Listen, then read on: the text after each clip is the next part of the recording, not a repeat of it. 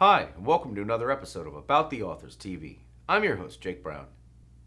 USA Today has called him a singular voice in fiction, and the New York Times has praised Ace Atkins as a natural-born storyteller with articulate characters. We'll touch them the way all great novels do, profoundly, as the rest of the series did over bestsellers like The Rangers, The Lost Ones, The Forsaken, The Redeemers, The Innocents, The Fallen, The Sinners, The Shameless, The Revelators, and The Heathens. When Atkins was handed the high honor of continuing Robert B. Parker's classic Spencer for Hire series, new generation of readers, he boldly accepted the challenge, creating new bestsellers like Lullaby, Wonderland, Cheap Shot, Kickback, Slow Burn, Little White Lies, Old Black Magic, Angel Eyes, Someone to Watch Over Me, and Bye Bye Baby. With the Associated Press celebrating this new extension of the series as classic Spencer for Hire, with wry wit, tasty food and drinks, hard workouts, and lethal confrontations. Atkins has delivered thrillers that evoke the best of Parker's Spencer series, not least the punchy back and forth of the dialogue. And the Washington Post rooted his most recent solo release, Don't Let the Devil Ride, on his adventure writing of a high order, icily packed with colorful characters and expert writing. While other standalone titles have drawn equally glowing praise. White Shadow, Wicked City, Devil's Garden, and Infamous, with his Nick Travers series also proving a draw with longtime readers of A Crossroad Blues, Leavin' Trunk Blues, Dark End of the Street, and Dirty South. And he's here today to talk about it all. Ace, welcome to the show.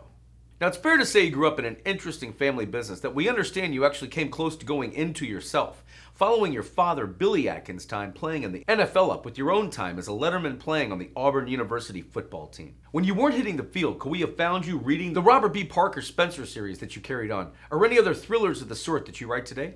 I think you and I would have a lot in common, and it's really funny that you mentioned the novelization tie-ins and Spielberg and MTV. That's all going into my newest book, the one that I'm working on right now currently.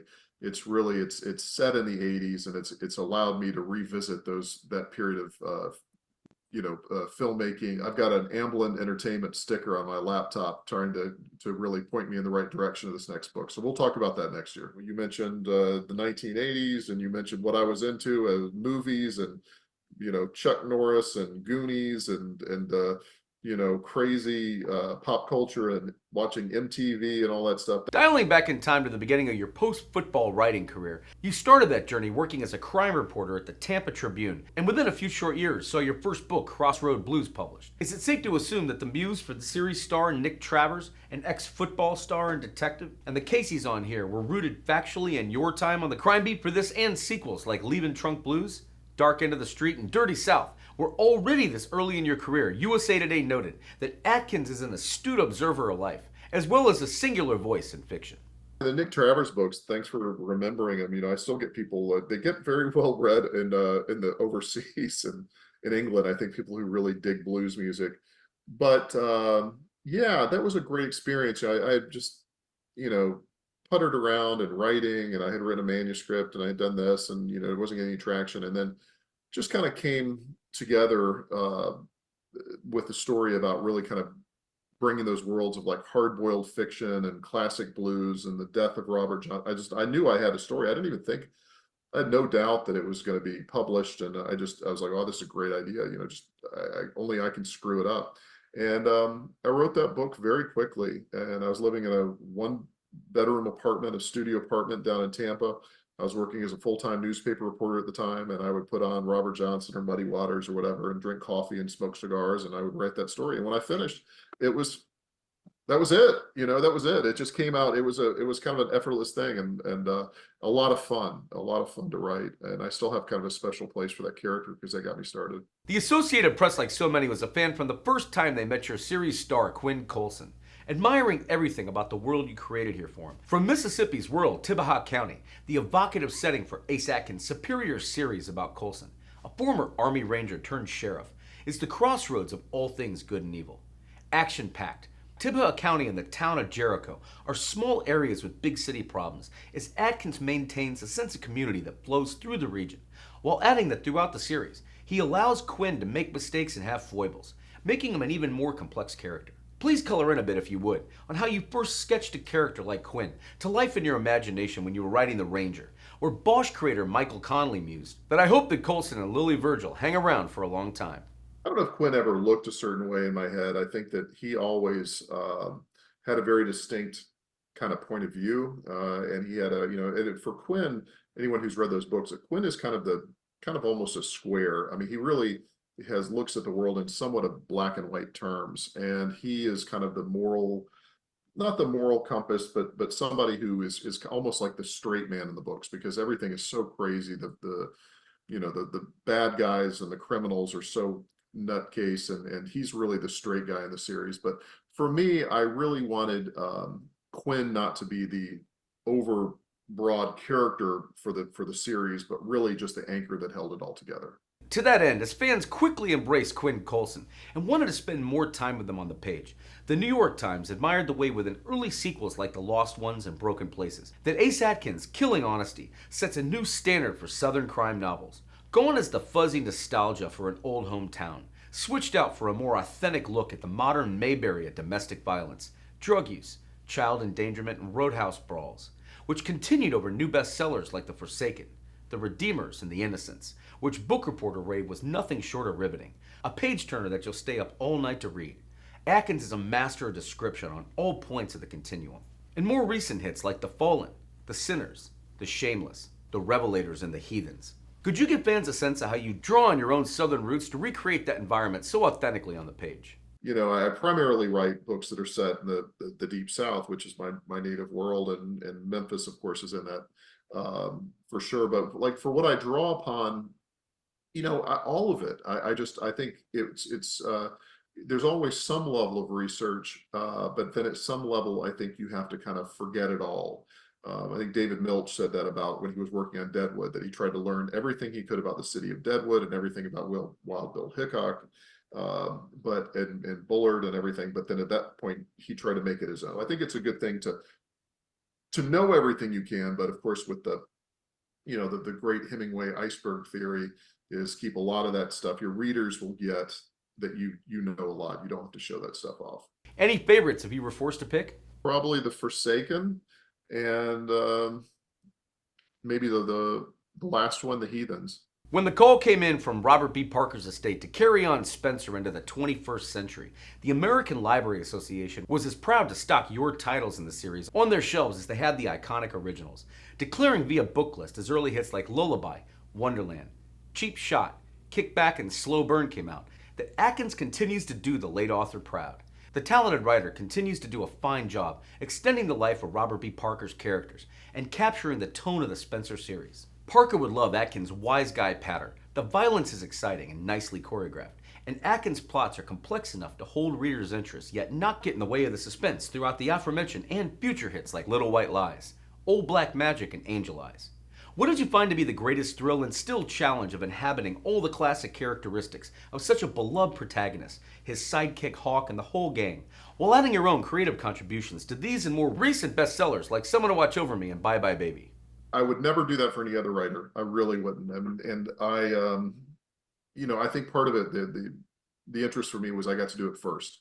And I'm sure there'll be 1,000 other people who will write Spencer books and do their version, that kind of thing. But it was very important that I started it, and we started the process very quickly. And I was able to work with Bob's original team. So I had his original editor, and I got to his wife and his best friend were just invaluable to the process. So it was a very personal thing. I just love those books, man. It was that simple. I mean, it wasn't like I needed. In fact, the joke was the editor knew my reputation as a crime writer, and initially, what the family wanted to do was to hire, some people in the biz that had some credibility and some literary chops to continue on Bob's work. And so they hired me and great Reed Farrell Coleman, another terrific writer. And so we took the gig very seriously.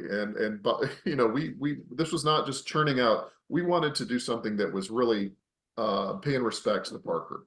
And so that's how that came about. And that really was my mantra, which was, am I writing a story that's worthy of Bob, or am I just churning out something with the Spencer name on it? And so I did it for 10 books, and it was a lot of fun.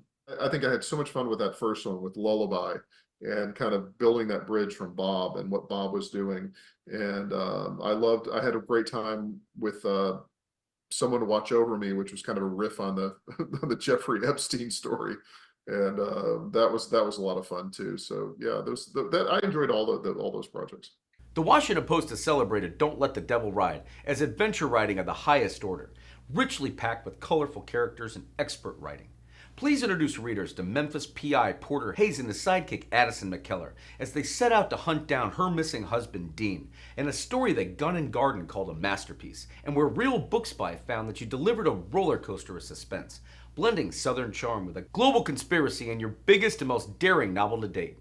I think that really, Porter was, I had written Porter before because, like I said, I was working on this other novel that I hope to finish. So Porter just was ready to go. And he just like, he lives in Memphis. I'll tell some people it sounds crazy, but I feel most like his press agent, because I know exactly what he'll say and what he does. And he came to the book ready to roll. But Addison was kind of an evolving character in an evolving story.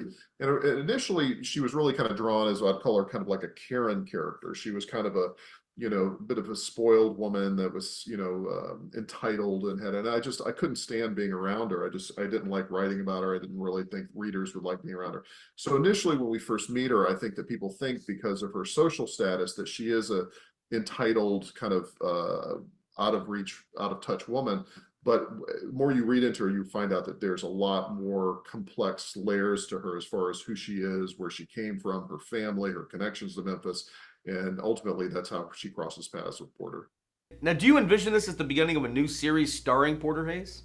It's being, I guess, presented or as a standalone book, but I certainly think Porter Hayes is one of those characters that, you know, um, will show up at another time. In fact, I was already working on another book when I got under contract to write Don't Let the Devil Ride that was featuring Porter Hayes as younger man. This particular book takes place in 2010. Some people might not even notice that, but there was reasons for that, including Porter Hayes's age, because he is a Vietnam veteran, and then also there were reasons dealing with the recession and people really desperate for money. But I've got another book that I'd love to finish that's with Porter Hayes in the 1990s. I don't know if it would be a long running series, maybe something like a trilogy or something like that. But I love writing the character, and he's somebody who I've been, just has been firmly ingrained in for me for quite some time. Diving before we run into the standalone side of your catalog, which features bestsellers like White Shadow, based on your Pulitzer Prize nominated set of stories while still a crime reporter, about the forgotten and unsolved murder of real life Tampa crime boss Charlie Wall in 1955. Or Wicked City, which the Library Journal called a gripping, superb crime story, all the more remarkable because it really did happen. Devil's Garden, focused on the factual lives of Dashiell Hammett, widely credited as inventor of the crime novel, and the real criminal case of Roscoe Fatty Arbuckle in the 1920s. Or Infamous, more recently, based on the 1933 Charles Urschel kidnapping and gangland couple George Machine Gun Kelly and his wife Catherine. What did you most enjoy about dusting these characters off from history's tombs and bringing them back to life on the page with a new spotlight and your own imagining? I did do, as you mentioned, is I have done books that are really tied in with true crime and real people and real events. I did a book about Machine Gun Kelly in the 1930s. wrote a book about the Fatty Arbuckle movie star scandal of the 1920s. And Mr. Atkins, it's been great talking today. Thanks so much for taking out time to be on About the Authors TV. thank you very much. Appreciate it.